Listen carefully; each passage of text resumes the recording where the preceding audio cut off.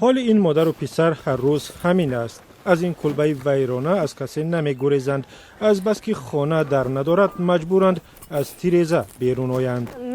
چی دار خوشر نبود، در خوشر نبود، برای محکم کردیم، گفته هوی نشوه، خونم نداره.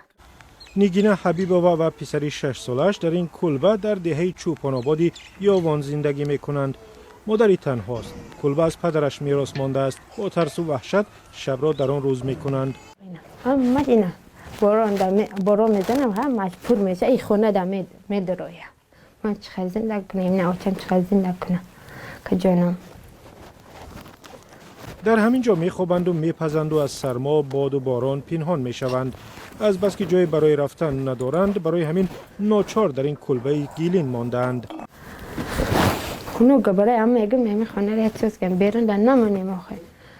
به حیث عائله فقیر بارها به مقامات ناحیه یاوان مراجعت کردند. پاسخشان هم اکثرا یکسان بوده است که ما نیز امکان نداریم. همه جای رفتگیم. نگفتیم چند پول تیار کن، میگه من نمیتونم. خشت آورده بگه خودشون سوز کرده بوده، من نمیتونم خیلی کرده میگه. خیلیش میگه پول تیار کن و میره میکنم شد. در تاجیکستان عین نگینه حبیبova صدها و یا شاید هزاران مادری تنهاست که از چشم خبرنگاران دور ماندند. بنا به آمار رسمی 14% اهالی تاجیکستان مثل این مادری تنها قشاقانه زندگی می کنند.